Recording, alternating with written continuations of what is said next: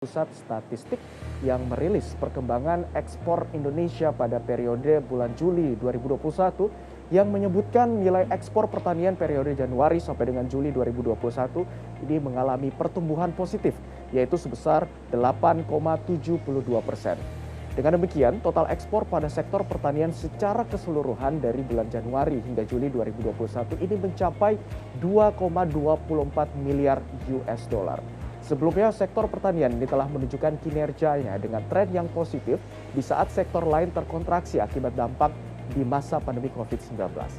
Tidak saja komoditas, pemirsa, asal subsektor perkebunan yang menjadi andalan ekspor, namun subsektor ini seperti peternakan, tanaman pangan, dan hortikultura ini juga menjadi tumbuh menjadi komoditas andalan ekspor di tanah air. Nah, kita saat ini telah terhubung dengan Direktur Jenderal Hortikultura ada dari Kementerian Pertanian. Ada Bapak Prihasto Setianto yang sudah terhubung bersama kami secara virtual. Selamat pagi, Pak Prihasto. Baik, sambil menunggu Pak Prihasto, kita juga nantinya akan membahas di program ini program-program apa saja yang sedang dilakukan oleh Kementerian dari Pertanian, khususnya di subsektor hortikultura sehingga dapat tumbuh menjadi unggulan komoditas ekspor Indonesia. Kita coba sapa lagi dengan Pak Prihasto Setianto, Direktur Jenderal Hortikultura dari Kementerian Pertanian. Selamat pagi Pak Prihasto, apa kabar? Selamat pagi. Baik, Pak Prihasto, di info tadi sebelumnya ada peningkatan positif dari ekspor produk pertanian. Ini sebenarnya faktor apa saja Pak yang membuat nilai ekspor pertanian ini mengalami pertumbuhan positif hingga 8,72% dan berapa banyak kenaikan dari tahun sebelumnya jika kita bandingkan Pak? Baik, terima kasih atas kesempatan yang diberikan. Jadi kami sampaikan bahwa memang produksi pertanian kita ini meningkat cukup signifikan. Ya, inilah salah satu yang menyebabkan ekspor kita meningkat. Selain itu juga permintaan juga yang cukup meningkat. Ya, ini yang menjadi penyebab kenapa ekspor kita juga meningkat cukup signifikan. Sebagai informasi bahwa peningkatannya dari tahun 2019 cukup signifikan, 468 juta US dollar di tahun 2019 dan di tahun 2020 644 juta US dollar. Nah, peningkatan ini juga karena iklim juga mendukung. Kita pada tahun 2020 kemarin kita juga cuacanya juga mendukung, curah hujan juga cukup, sehingga produksi kita bisa kita pertahankan untuk ditingkatkan. Baik, selain tadi faktor-faktor cuaca dan juga faktor alam tadi yang disebutkan, ada faktor lain apa saja dan juga produk apa saja Pak yang mengalami peningkatan ekspor? Yang mengalami peningkatan ekspor saat ini yang terdata antara lain yaitu kelapa sawit, karet, terus juga kelapa, dan ada komoditas lainnya yang saat ini juga sedang booming, yang meningkat cukup signifikan, yaitu sarang burung walet, terus porang. Ini luar biasa juga peningkatannya untuk porang. Terus untuk tanaman hortikultura ada kapulaga, ada kunyit, terus pisang, dan tanaman buah-buahan lainnya. Banyak sekali yang meningkat untuk diekspor ke luar negeri. Baik, jadi selain dari produk-produk pertanian, produk peternakan juga ternyata mengalami peningkatan ya. Tadi disebutkan ada komoditas burung walet, kemudian ada porang, dan juga beberapa sektor tanaman pangan. Pak Prihasto melihat perkembangan ekspor pertanian Indonesia yang dimana ini kebijakan pembangunan yang dilakukan, sudah sejauh mana Pak? Apa saja yang sudah dilakukan oleh Kementerian Pertanian yang mampu untuk bertahan di tengah pandemi COVID-19 saat ini? Ya, yang jelas Kementerian Pertanian punya strategi, yaitu dengan cara bertindak 1 sampai cara bertindak 5 untuk mendorong produksi pertanian kita. yaitu cara bertindak satu, yaitu untuk peningkatan produksi pertanian. Kita dorong sentra-sentra produksi yang masih banyak dan belum tersentuh di Indonesia, dan ini kita kembangkan terus. Terus cara bertindak dua dengan diversifikasi pangan. Ya, banyak juga sumber-sumber karbohidrat kita lainnya yang belum kita gali dan kita dorong untuk kita tingkatkan supaya ke depan tidak tergantung saja dengan tanaman padi untuk sebagai sumber karbohidrat. Terus juga melalui cara bertindak tiga dengan penguatan cadangan logistik kita siapkan di daerah-daerah supaya tidak terjadi kerawanan pangan. Dan juga cara bertindak empat melalui modernisasi pertanian, melalui mekanisasi yang kita kembangkan secara masif di daerah-daerah sentra produksi, baik di Jawa maupun di luar Jawa. Dan yang kelima dengan mendorong untuk ekspor, untuk pasarnya secara melalui ekspor. Dan ini saat ini juga untuk ekspor ini luar biasa, seperti yang kemarin di launching oleh Bapak Presiden saat Merdeka Ekspor, dan kita bisa dalam tempo kurang lebih sekitar 5 hari kita bisa mengekspor kurang lebih sekitar 7,2 triliun rupiah. Baik, sudah disinggung mengenai kegiatan Merdeka Ekspor tadi. Mungkin bisa dijelaskan sedikit Pak Prihasto, apa sebenarnya tujuan dari kegiatan Merdeka Ekspor ini dan apa yang membedakan program ini dengan program ekspor lainnya? Ya, yang jelas tujuan dari Merdeka Ekspor ya sesuai dengan arahan Bapak Menteri Pertanian, yang pertama adalah kita memberikan apresiasi ya kepada petani dan pelaku usaha eksportir ya, bahwa di tengah-tengah pandemi COVID-19 ini ya mereka masih bisa berproduksi ya untuk menggerakkan ekonomi bangsa.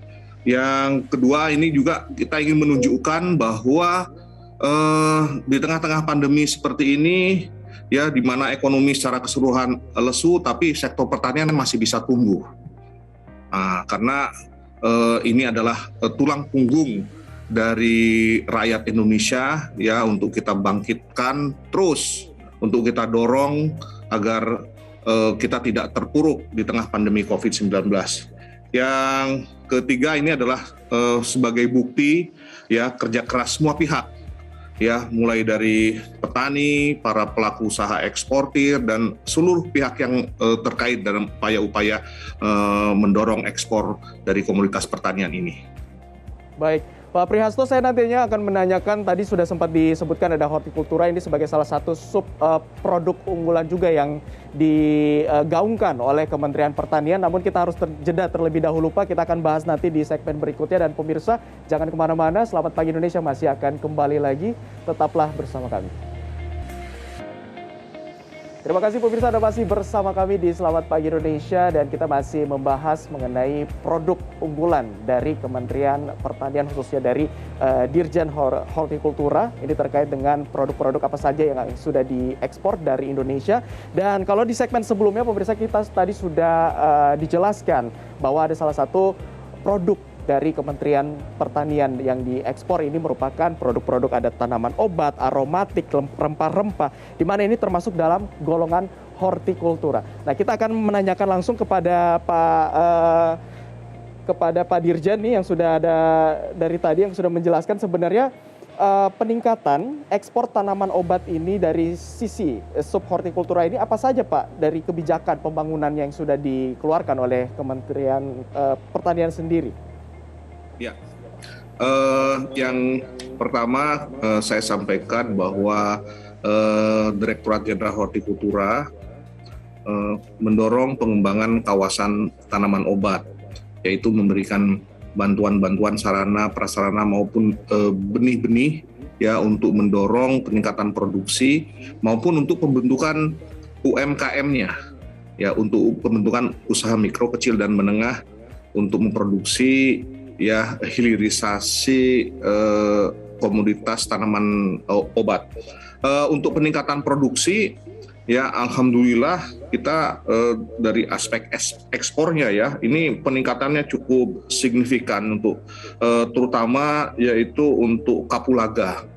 Kapulaga ini peningkatannya di tahun 2000 untuk ekspor di tahun 2020 dibandingkan 2019 itu mencapai 200% peningkatannya. Dan yang kedua juga kunyit. Ini juga meningkat cukup signifikan, kunyit dan jahe. Ini permintaannya di pasar internasional juga cukup signifikan. Baik, artinya ini mengalami peningkatan. Apakah ini dari masa pandemi COVID-19 juga berpengaruh, Pak? Peningkatan tanaman obat ini? Kalau dilihat dari trennya sepertinya demikian. Jadi peningkatan signifikan ini permintaan di pasar ekspor luar negeri ini ya karena memang tanaman-tanaman obat ini banyak digunakan untuk keperluan obat-obatan, ekstrak obat-obatan di luar negeri ya. Jadi mereka juga banyak meminta ya produk-produk tanaman obat dari Indonesia. Luar biasa ini peningkatannya memang. Luar biasa ya, local pride ya, Indonesia pride ya Pak. Nah, salah satu arahan pembangunan hortikultura ini melalui cara bertindak. Apa saja ini yang dimaksud bertindak ini Pak? Ya, cara bertindak Pak Menteri Pertanian, kita menerjemahkan ada 5 cara bertindak seperti tadi yang saya sebutkan. Cara bertindak pertama yaitu mendorong untuk peningkatan produksi. Nah, kami terjemahkan di Direktorat Jenderal Hortikultura untuk mendorong peningkatan produksi ini melalui pengembangan kampung-kampung hortikultura. Di mana kampung-kampung hortikultura ini yang kami kembangkan ada kampung buah-buahan, kampung sayuran, kampung florikultura, dan kampung tanaman obat. Oke, ini termasuk dalam salah satu strategi pengembangan hortikultura ini. Selain pengembangan ini, fokus untuk pemasarannya juga dilakukan sejauh mana, Pak? Oh ya, pastinya ya. Kami bekerja sama dengan berbagai pihak ya. Kami menyediakan berbagai instrumen-instrumen ya untuk memberikan informasi kepada masyarakat produksi-produksi hortikultura ada di mana saja sehingga para pelaku usaha untuk ekspor ini mudah mencari aksesnya ada di mana saja barang-barang ini diproduksi dan berapa volumenya ya supaya pelaku usaha ini untuk mencari produksi untuk keperluan ekspornya ini mudah untuk didapatkan. Baik, Pak Prihasto, sejauh ini sudah ada berapa banyak kampung hortikultura yang dibina oleh Kementerian Pertanian sejauh ini dan bantuan apa saja yang diberikan? Ya, saat ini kampung hortikultura yang kami kembangkan ada lebih dari 1.300 kampung hortikultura. Mulai dari kampung buah-buahan, kampung sayuran, kampung tanaman obat. Nah, jadi kenapa kami sebutnya sebagai kampung ya, dia supaya terkonsentrasi, tidak menyebar dalam satu administrasi desa ya, sehingga dia betul-betul nanti para pelaku usaha untuk mencari komoditas hortikultura ada di mana ini jelas lokasinya di mana langsung di dalam satu wilayah administrasi desa. Bantuan yang kami berikan itu untuk satu kampung itu sebanyak 10 hektar ya, mulai dari benih, pupuk, bahan pengendali organisme pengganggu tanaman ramah lingkungan, mulsa dan lain-lain yang digunakan untuk peningkatan produksi di kampung-kampung hortikultura tersebut. Baik, artinya sudah cukup masif untuk pengembangan dan juga pembinaan kampung-kampung hortikultura ini. Dan Pak Prihasto, rasanya kurang lengkap nih kalau misalkan saya tidak menanyakan langsung kepada para pelakunya. Untuk itu saya langsung saja mengundang ada narasumber kita yang sudah tergabung secara virtual, ada Ibu Sudaryati nih sebagai pelaku UMKM dari sektor hortikultura. Kita sapa dulu Ibu Sudaryati. Halo, selamat pagi Ibu Sudaryati. Selamat pagi. Selamat pagi, baik. Apa kabar Ibu hari ini? Alhamdulillah sehat, Alhamdulillah, Mas. Sehat ya, baik. Ibu Sudaryati, nanti saya akan menanyakan soal pengembangan UMKM Ibu Sudaryati di sektor hortikultura bersama-sama dengan Pak Prihasto. Namun pemirsa, kita harus jeda terlebih dahulu. Jangan kemana-mana, kita akan membahas lebih lanjut tentang sektor hortikultura dan juga pengembangan UMKM-nya. Usai jeda berikut ini, tetaplah bersama kami. Terima kasih pemirsa, Anda masih bersama kami di Selamat Pagi Indonesia dan kita akan melanjutkan perbincangan kita bersama dengan Dirjen Hortikultura. Sudah ada Bapak Prihasto Setianto dan juga sudah ada narasumber kita dari pelaku UMKM Hortikultura, ada Ibu Sudaryati. Saya mau ke Ibu Sudaryati dulu ini. Ibu Sudaryati mungkin bisa diceritakan sejak kapan bergabung dalam binaan UMKM Hortikultura ini dan bagaimana prosesnya, Bu? Oh, sudah bergabung dari mulai tahun 2014. Prosesnya bagaimana Ibu waktu itu? Waktu itu prosesnya awalnya kita membina kelompok wanita tani untuk menanam empon-empon. Empon-empon yaitu ada jahe, kencur, kunyit, sereh dan sebagainya. Kemudian kita proses menjadi jamu dan setelah kita jual laku di pasaran, kemudian saya sebagai ketua kelompok wanita taninya itu mengajukan proposal ke Dirjen Hortikultura tahun 2015, direalisasi rumah untuk produksi jamu dan beberapa mesin dan peralatan untuk produksi jamu sehingga kapasitasnya yang tadinya hanya 5 kilo sampai 10 kilo setelah diberi bantuan bisa sampai 100 kilo per hari, Mas. Baik, pada saat awal bergabung itu? Ke beberapa negara. Oke, pada saat Ibu awal bergabung, bantuan apa saja ataupun binaan apa saja yang diberikan di dalam UMKM ini? Banyak, Mas. Jadi di samping dibina diberi bantuan fisik bangunan, kemudian peralatan dan mesin juga sampai sekarang juga sudah 7 atau 8 tahun tidak henti-hentinya dibantu untuk promosi-promosi melalui Atani yang ada di beberapa negara termasuk Italia, Washington DC, Jepang, Belgia.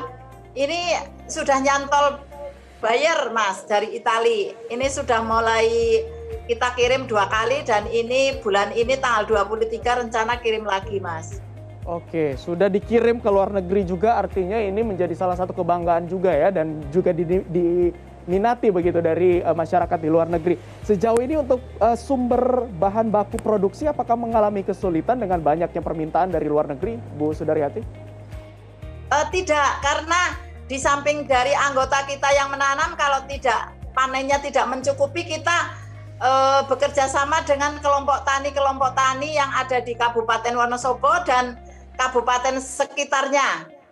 Karena jamu yang kita bikin ini harus kualitasnya benar-benar kualitas prima sehingga umur tanamannya harus di atas 1 tahun, Mas, supaya rasa jahe umpamanya pedes ya pedes sungguhan, kunyitnya terasa enak sungguhan gitu, manfaatnya juga, Mas.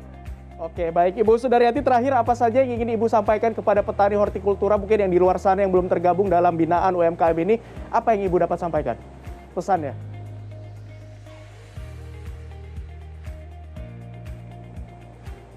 Jangan bosan karena jamu sekarang itu sudah jamu enak, lain dengan zaman dulu jamu itu terasa pahit, terasa ada ampas-ampasnya dan sebagainya, tapi sekarang bisa dibikin flute, latte, es krim.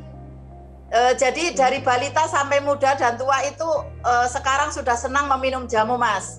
Oke, baik. Artinya jamu itu sekarang sudah enak dan sudah banyak variasi yang bisa dilakukan. Terima kasih Bu Sudaryati. Saya mau ke Pak Prihasto lagi, Pak. Apa harapan Bapak untuk terus meningkatkan ekspor pertanian dari Indonesia, produk-produk unggulannya? Apa harapannya, Pak? Ya, yang jelas harapan saya ya semangat. Ya, jangan sampai kendor nih semangat ini. Ya, seperti halnya Bu Sudaryati, saya mengikuti persis ini Bu Sudaryati dari awal sampai sekarang, ya. Dan terus yang kedua, ya, pemerintah selama masih ada semangat kita akan support, pasti akan support, ya. Bu Sudaryati ini kami support untuk pemasarannya, untuk promosi pemasarannya, barang-barangnya seperti yang tadi disampaikan ke Eropa, ke Amerika, ke Jepang dan ke beberapa negara lainnya, dan alhamdulillah sekarang sudah mulai berjalan. Yang ketiga, yang terakhir ingin saya sampaikan, harus percaya terhadap produk dalam negeri, bahwa produk dalam negeri ini kita betul-betul berkualitas dan memiliki efek imun yang luar biasa ya di tengah pandemi COVID-19. Nah, kepercayaan ini penting sekali. Semangat dan percaya akan produk-produk lokal untuk kita banggakan ke luar negeri. Terima kasih Dirjen Hortikultura, ada Bapak Prihasto Setianto dan juga ada Ibu Sudaryati pelaku UMKM Hortikultura. Terima kasih sudah bergabung bersama kami di Selamat Pagi Indonesia. Selamat kembali beraktivitas.